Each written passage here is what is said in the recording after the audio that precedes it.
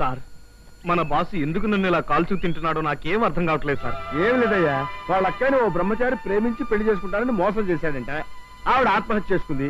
అప్పటి నుంచి బ్రహ్మచారులంటే అతని కోపం, భయం కూడా. మరైతే అతని బారి నుంచి నేను బయటపడాలంటే పెళ్లి చేసుకోక తప్పదా సార్? చేసుకోమని నేను అన్నయ్యా. ఎందుకంటే పెళ్లి అనేది స్వవిషయం. ఆఫీసర్ల కోసం, పక్కింటి వాళ్ళ కోసం పెళ్లి చేసుకుంటే మనం అయిపోతాం. మరైతే నేను ఈ ప్రాబ్లం నుంచి బయటపడ్డా ఎలా సార్? కనీసం నీకు పెళ్ళైందని అతను నమ్మించవయ్యా. ఆ నమ్మించడమే ఎలాగాని? Very simple.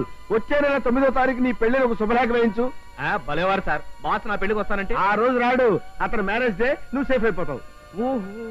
ఆ తర్వాత ఉంది, ఒక వారంలో సెలవు పెట్టి మళ్ళీ డ్యూటీలో జాయిన్ అయిపో.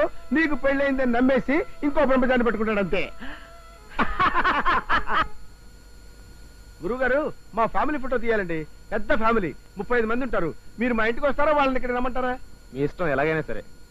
ఇప్పుడు ఏ సైజ్ ఫోటో తీసుకోవాలో తెలియటం లేదు. మీ దగ్గర ఉన్న సైజులను చూపించేస్తే ఏదో సెలెక్ట్ చేసుకుంటాం. చూడండి. అలాగే. ఇప్పుడు ఇదే సైజ్ అండి? ఇది కార్డ్ సైజ్ అండి. ఆహా, అలాగే. అయితే మరీ చిన్నదైపోద్దండి. ఇదే సైజ్ అండి. మరి ఇదండి? ఇది పాస్పోర్ట్ సైజ్ అండి. ఓహో, సాధారణంగా ఫోటో తీయడానికి ఎంత టైం పడుతుంది? అరగంట పడుతుందండి. బాగుంది లోపలకి.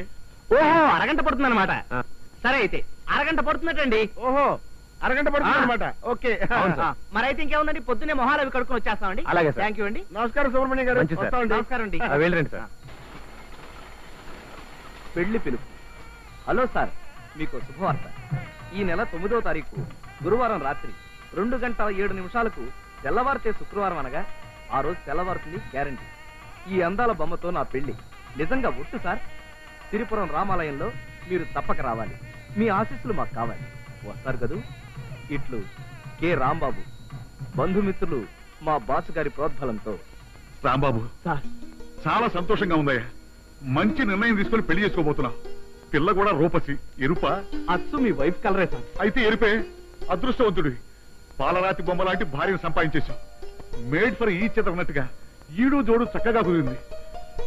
మీ ఇద్దరూ చట్టా పట్టాలేసుకుని పార్కులో అలా నవ్వుకుంటూ నడుచుకుంటూ వెళ్లిపోతుంటే